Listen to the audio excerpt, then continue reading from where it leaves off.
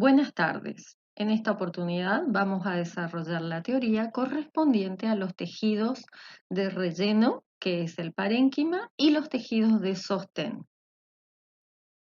Como en clases anteriores, dividiremos a la teoría en varias partes. Empezaremos hablando del parénquima. Pero antes de empezar, necesito que conozcan dos conceptos. El primero es la filogenia. Es la ciencia que estudia la evolución desde las especies a partir de sus ancestros primitivos. Es decir, las plantas primitivas, algunas no tenían tejido de conducción y a medida que se fueron evolucionando han aparecido los tejidos de sostén, los tejidos de conducción y otras características como las semillas encerradas dentro de los frutos. Por otro lado, tenemos el concepto de la ontogenia, que es aquella parte de la botánica que estudia cómo se desarrolla, por ejemplo, un individuo, una célula de un tejido vegetal, todo un tejido o un órgano. Por ejemplo, podemos estudiar la ontogenia de una célula en particular.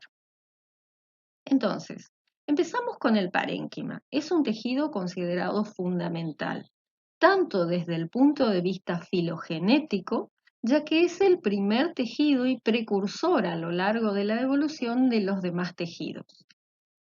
Por otro lado, es un tejido fundamental desde el punto de vista de la ontogenia, siendo el más primitivo.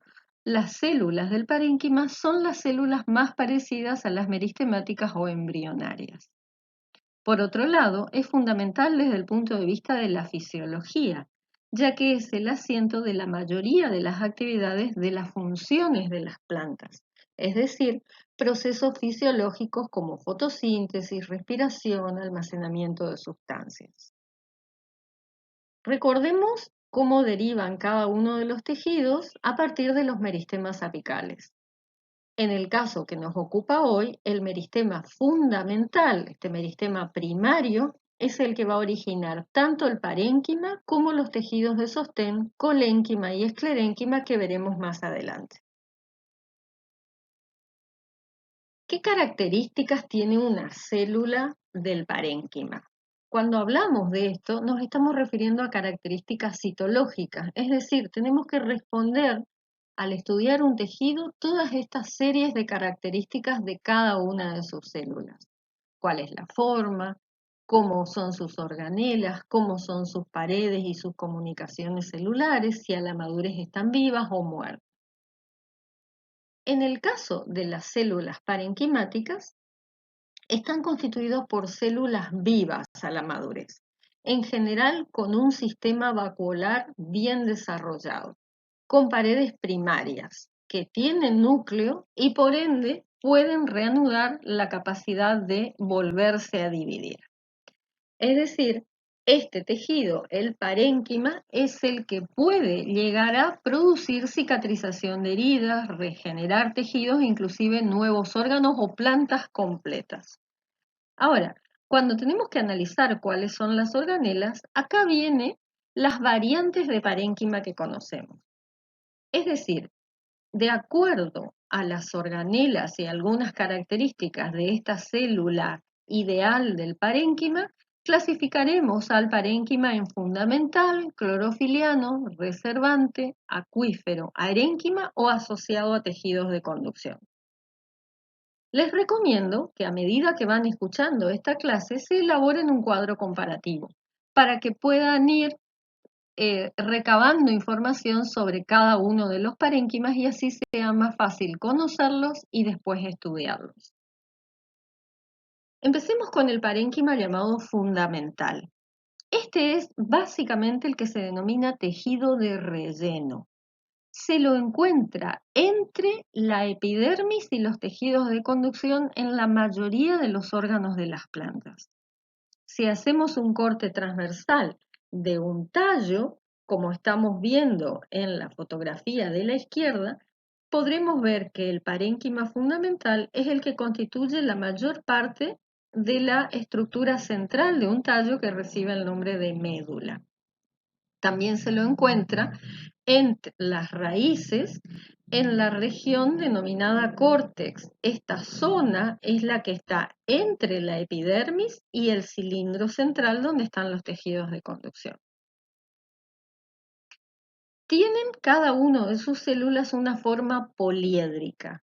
En general, se dice que son isodiamétricas, es decir, que cortadas en distintos planos siempre tienen el mismo diámetro. Tienen espacios intercelulares pequeños o pueden no tener espacios intercelulares. Es decir, puede ser un tejido compacto o tener pequeños espacios en la comisura que queda entre las células. Si fuese una figura poliédrica ideal, sería una de 14 caras. Sería un ortotetradecaedro. Con respecto al espesor y tipo de paredes del parénquima fundamental, este va a variar dependiendo del órgano y la especie en que se vea. Puede ser de paredes primarias delgadas, en cuyo caso tendrán campos primarios de puntuación. Sin embargo, también pueden tener paredes secundarias, gruesas, lignificadas y en ese caso tendrán puntuaciones simples. Cuando hablamos del citoplasma, el parénquima fundamental se caracteriza por gran cantidad de vacuolas. No tiene en general cloroplastos, sino que puede tener algunos proplastos o leucoplastos. También puede haber alguno que otro pigmentos como antocianinos, taninos o inclusive cristales. Ahora, cuando el parénquima tiene gran cantidad de cloroplastos y está especializado en la fotosíntesis, estamos en un segundo tipo de parénquima que denominaremos clorofiliano o sencillamente clorénquima. Es el tejido fotosintético por excelencia, es decir, que lo vamos a encontrar en las hojas o partes verdes de la planta. En una hoja incluye todo lo que se denomina mesófilo, que es la porción de la hoja comprendida entre las dos epidermis. Aquí estamos viendo un corte transversal de hoja. También se va a encontrar parénquima clorofiliano en los tallos jóvenes inmediatamente por debajo de la epidermis. Aquí estamos viendo un corte de un sector de tallo donde la capa más externa es la epidermis y estas dos o tres capas que se encuentran por debajo es el parénquima clorofiliano. ¿Cuál es la característica del parénquima clorofiliano a nivel del citoplasma? Por un lado, lo más importante es que sus células tienen un número importante de cloroplastos. Otra de las características tienen paredes primarias delgadas y van a dejar un sistema de espacios intercelulares que permita la aireación. Recordemos que la fotosíntesis necesita el ingreso de dióxido de carbono en forma de gas y luego se produce oxígeno que también va a salir. Entonces debe poder pasar de la célula a los espacios intercelulares. Puede tener un sistema vacuolar, normalmente con una sola gran vacuola central o varias pequeñas. Ahora, de acuerdo a la estructura, el parénquima clorofiliano a su vez puede ser homogéneo cuando en una hoja todas las células del parénquima clorofiliano son más o menos iguales. Y puede hablarse de un parénquima heterogéneo cuando tenemos dos tipos de células orientados hacia cada cara de la hoja. Cuando hay dos tipos de parénquima clorofiliano, en general, hacia la epidermis superior, las células son alargadas, formando lo que se denomina parénquima clorofiliano en empalizada. Y hacia la cara inferior, hay un parénquima clorofiliano que deja grandes espacios intercelulares, por lo que se denomina esponjoso o lagunoso. En ambos tipos, tanto la empalizada como el lagunoso, las células tienen paredes primarias y abundantes cloroplastos. La diferencia es la forma de las células. En el caso de las hojas de pino, estas gimnospermas tienen un parénquima clorofiliano homogéneo, pero sus células tienen una forma particular, en la cual las paredes tienen invaginaciones, aumentando así el espacio de contacto entre ellas. Vamos a ver ahora el tercer tipo de parénquima denominado reservante. Aquí estamos viendo células de mandioca con microscopía óptica y electrónica de barrido. Y la principal característica es la gran cantidad de acumulación de almidón en forma de granos, es decir, amiloplastos. Tanto en el poroto como en la mandioca o la papa, estamos hablando de la acumulación de este componente del metabolismo en las células del parénquima reservante, es decir, lo encontramos en órganos de reserva. Aquí vemos, por ejemplo, un detalle de los cotiledones del poroto con los granos de almidón, en este caso tanto simple como compuesto. Además, aquí vemos una fotografía donde se aprecia la característica de las paredes celulares delgadas en el parénquima reservante. También pueden reservarse otros compuestos del metabolismo distintos al almidón.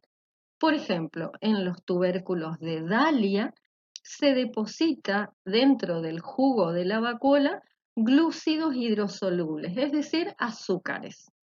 También pueden acumularse polisacáridos diferentes a la celulosa en la pared celular específicamente, que es lo que vemos aquí en esta estructura denominada marfil vegetal. Este parénquima reservante también puede acumular proteínas en forma de proteinoplasto. Estas se acumulan en este parénquima reservante, en general en lo que se denomina grano de aleurona del endosperma de los cereales. También se va a acumular en las semillas. En este caso tendrá un origen distinto al del meristema fundamental.